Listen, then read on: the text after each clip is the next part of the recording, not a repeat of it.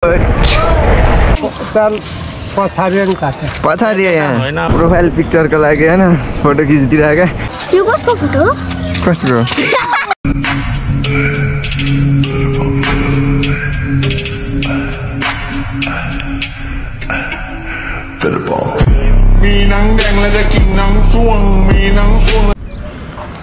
So hello everyone, welcome back to my new vlog. So हजुर सन्चै हुन्छ होला, म पनि एकदम सन्चै नै छु। म चाहिँ अहिले पिण्डश्रीदेखि अलिकति तलतिर छु। यहाँदेखि चाहिँ बवाल सिन देख्छ हैन धरानको। पुरा धरान चाहिँ देख्दैन। भान्चुक चाहिँ यो साइड छ। यो भनेको चाहिँ बगरकोट साइड भयो। यहाँ तल है बगरकोटको पुल चाहिँ त्यही तलतिर छ। यहाँदेखि त मेरो घरै देखिन्न क्या। पानमारा चाहिँ उतै पर्छ क्या। अझै यो परको डाँडा छ नि, हो त्यही डाँडा साइड पर्छ। आज चाहिँ म गियर सेटअपको बारेमा हैन तपाईहरुलाई म हल्का नलेज दिन्छु है। हल्का नलेज छ, अब त्यो शेयर गर्नु पर्यो नि त हैन। पहिला चाहिँ म मेकानिक नै गर्थेँ क्या। 7-8 वर्ष काम गरेको। यो माउन्टेन बाइकमा भनौँ न यस्तो मात्र साइकल बनाउँथेँ। अरू नर्मल साइकल भन्दा बनाउनु धेरै नै इजी हुन्छ। यो खालको साइकल चाहिँ अब सबले चढ्न सक्नुहुन्छ क्या। PancCustom भनेको चाहिँ कस्तो हो भने अहिले नयाँ निक्लेको नेपाली ब्रान्ड हो है। एकदम राम्रो छ यो साइकल चाहिँ। सुरुमा चाहिँ फ्रेम मात्र आउँछ। तपाईहरुको जति बजेट छ त्यही अनुसारको पार्ट्सहरु हालेर यसको चाहिँ नर्मली प्राइस अब 30,000 देखि उँभो होला है। मैले अहिलेसम्म देखेको चाहिँ 4 लाखसम्म, 4.5 लाख 5 लाखसम्म छ है यो साइकल PancCustomको चाहिँ। यो साइकलमा चाहिँ मेरो कस्तो कस्तो पार्ट्स लागेको छ म देखाउँदै भनिदिन्छु। यो चाहिँ जाइन्टको ग्रिप छ, मैले युज गरेको है त। अनि 2 फिङ्गर SHIMANOको ब्रेक छ। यो शिफ्टर भनेको चाहिँ तपाईको AX भन्ने त्यस्तै के हो। यो ह्यान्डल बार चाहिँ फनको छ हैन। सस्पेन्सन चाहिँ 120 mm छ। 120 mm चाहिँ यस्तो भाग गरिन्छ क्या। फ्रेम पनि सबै 29 है। मैले चाहिँ अहिले 27 चलाइरहेको छु किनभने यो हब हुन्छ नि, यो बुस्ट हब हो। अनि तपाईहरुको यो होल हुन्छ क्या स्पकको, यो होल चाहिँ यो रिमसँग नमिलेर 27 चलाइरहेको छु।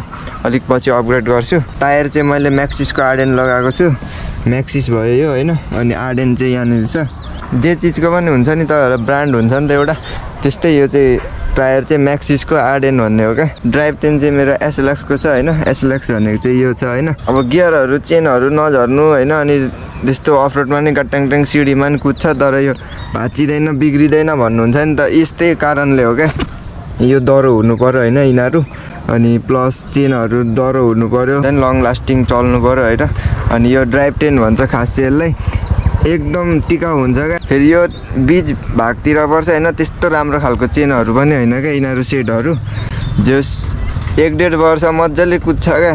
तपाईहरुले चेनहरु केही फेर्नु पर्दैन, त्यस्तो बलियो हुन्छ क्या। अनि यो चाहिँ 1/11 हो। 1/11 भन्छ क्या। यो 32 तीत भन्छ।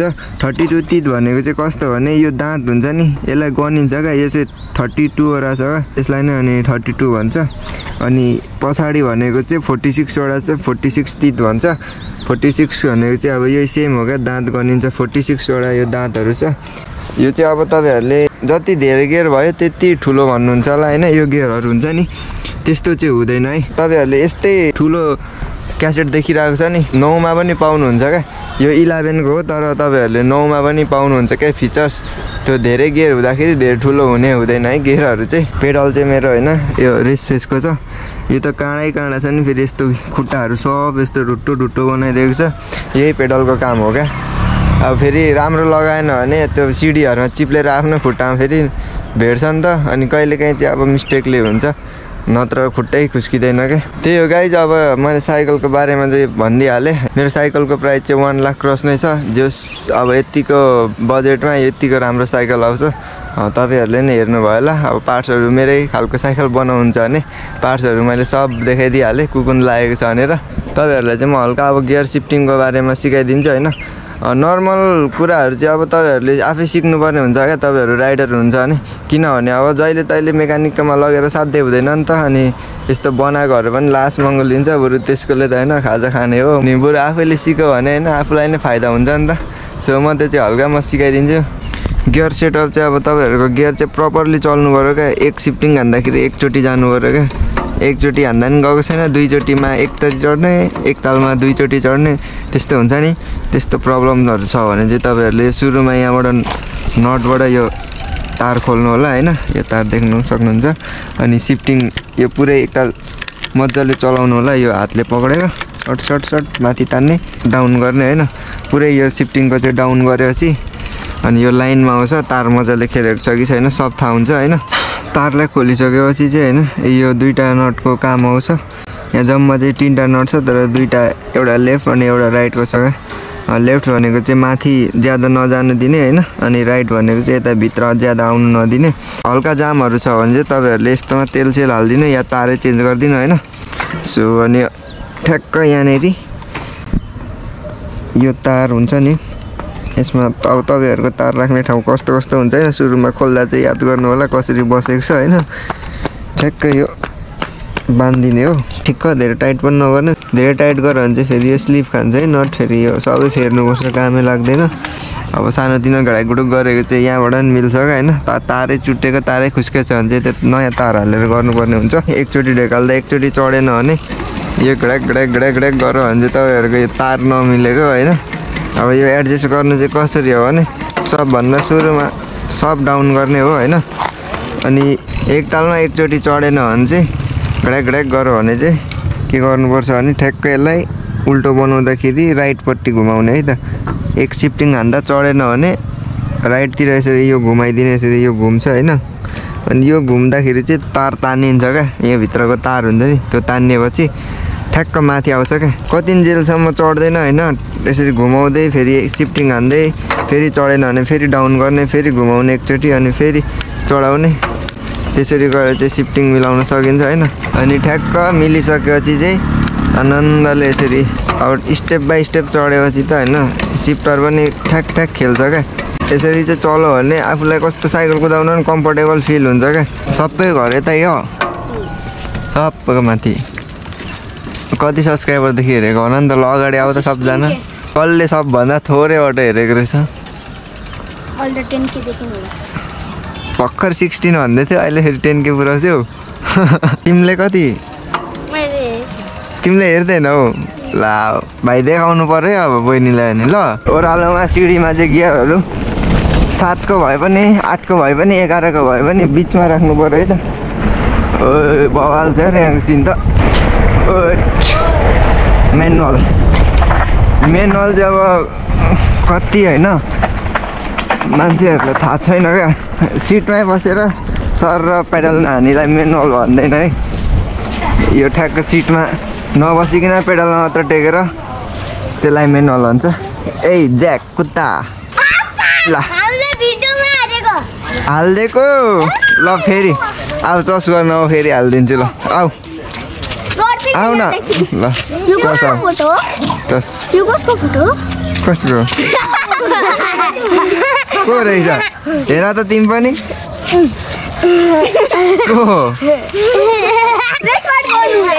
को अलि पर बसेर हेर पनि सँगै जाऊ आज एक्लै हो यो देवाला पनि अगाडि चढाउनु त देवाला को लड्ने जाने हो को लडेको थियो यहाँनिर मुखमा थाहा छैन पछाडि नि थाहा पछाडि यहाँ होइन हो होइन खै यहाँ हामीसँग आउने त कोही लडेको छैन चमत्कार देखाउनुहोस् त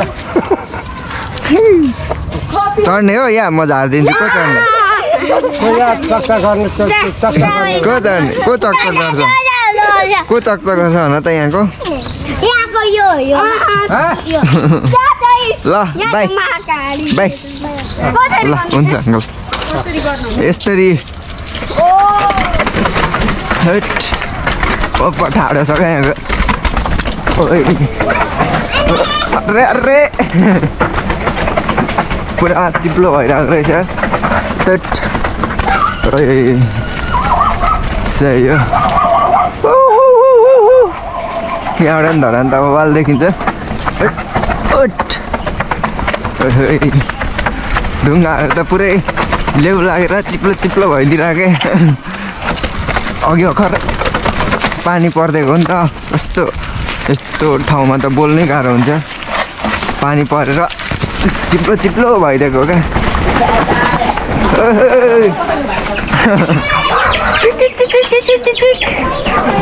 चल्ला मऱ्यो अन्त फेरि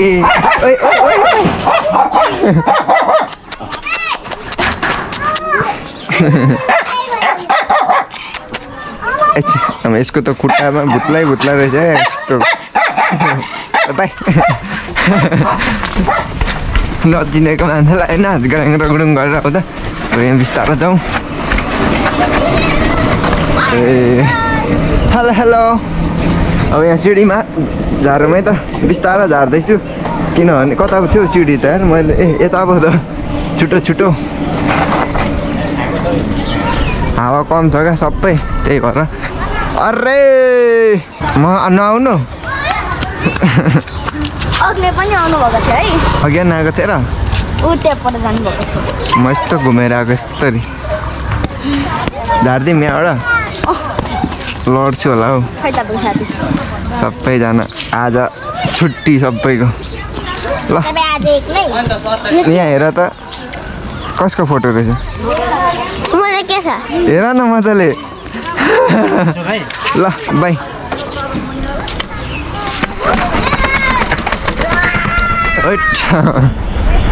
हेलो हेलो सब्सक्राइबर र हजुर ल कता हो घर होस्टेल जानु थियो ए तिम्रो अस्ति नै यता ससुराली ट्रायल आउँदाखेरि यहाँ आउनुभएको रहेछ यही हो अस्ति नै चाहिँ तपाईँको साथीलाई भेटिरहेको थिएँ उता हो ल ल म गएँ है त हुन्छ ल एक कोइली हान्दिउँ यसरी खुट्टा यसरी राखेकोलाई मेनुअल भन्दैन क्या मेनुअल चाहिँ यसरी सिटबाट उठ्नै पर्छ क्या त्यसलाई नै मेनुअल भन्छ ओइ ओइ ओइ कुरी अब चाहिँ म सिधै घर जान्छु हजुर हो ल हेलमेट खोलौँ कि लगाऊँ ल ल हुन्छ वेलकम भाइले चाहिँ खत्रै है ठुलै फ्यान रहेछ क्या भाइ एकदम खुसी लाग्यो म चाहिँ घर जान्छु भनेको थिएँ फेरि जहिले मेरो चाहिँ रात पऱ्यो चिमात्र घर जाने बानी बसेको छ क्या उज्यालोमा गयो भने त के गर्नुहुन्छ क्या घर फेरि म चाहिँ अब परे पसलै जान्छु सदन स्कुलको बस पार्क अनि आज बसै छैन त कि सबै हिँडिसकेको यहाँबाट चाहिँ काठमाडौँको बस लाग्छ क्या पुरै भोलि हुन्छ यहाँ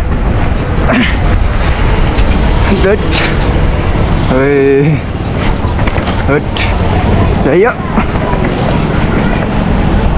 आनन्दले जाने हो किनभने मेरो भिडियो बनिसकेको छ होइन मलाई चिन्ता छैन भन्दा नि चिन्तै छैन भन्दा नसोच्नु होला यस्तो गाह्रो हुन्छ नि होइन हेलो हेलो सब्सक्राइबर भाइ पनि हिलो लगाउनु हुँदैन युट्युबरलाई होइन चिन्तै छैन भन्नुहुन्छ नि तपाईँहरूले कति पैसा कमाउँछ छप्प होइन यताउता जे भन्ने त्यही किन्नु पाउँछ आफ्नो ठाउँबाट हिँड्नु छैन यस्तो गाह्रो हुन्छ नि युट्युबरलाई होइन जे ल पैसा आउँछ होइन जे भने त्यही किन्नु सकिन्छ है बिस्तारै भयो भने अनि यति गाह्रो हुन्छ नि होइन बरु एउटा जब लिएर बस्यो भने ठिक छ तर जबमा चाहिँ के हुन्छ भने लकडाउन भयो भने चाहिँ अब कामै हुँदैन नि त हेलो हेलो ल थ्याङ्क यू कता हो घर तपाईँको त नि के अरे अनिस बाइक साइकल छ नि त्यहाँ तपाईँले तल टिकटकमा फलो गर्नु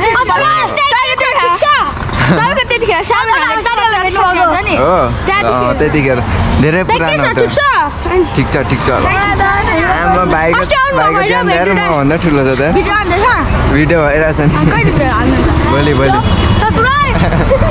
ल म जान्छु ल चस ल भिडियो बनाएर हजुर आज सिङ्गल ल बाई बाई जब र युट्युबरमा चाहिँ होइन कम्पेयर गर्यो भने युट्युबरले जित्छ तर ओभर खटिनुपर्छ क्या युट्युबमा चाहिँ हेर्दा चाहिँ होइन यहाँ भाइरल भयो भिडियो बनाउँछ त्यति हो काम भन्नुहुन्छ नि 24 घन्टा खट्नुपर्छ क्या दिमाग पनि फ्री हुँदैन क्या कहिले पनि नसुत्नु पाइन्छ दिउँसोभरि भिडियो बनायो रातभरि एडिट गऱ्यो ला भ्युज आउँदैन कि भनौँ भाइरल कसरी हुन्छ है दिमागमा त यही मात्र सोच हुन्छ क्या जो युट्युबरको पनि फ्री स्टाइलमा त झन् कोही हिँड्नु पाउँदैन अरूले हेर्दा मात्र हो फ्री स्टाइलमा घुम्छ युट्युबबाट पैसा आइहाल्छ होइन त्यही हो क्या मान्छेहरूको सोच तर खटिनेलाई थाहा हुन्छ क्या जब भन्दा साह्रो पर्छ क्या तर खटेको अनुसार चाहिँ होइन आफूले जे भने त्यही किन्नु सकिन्छ क्या तर त्यही खुसीले होइन त्यसले नै गर्दा हामी खटिनुपर्छ क्या दिनरात सो अनि एकजना सब्सक्राइबर चाहिँ मलाई भेट्टाउनु भएको छ है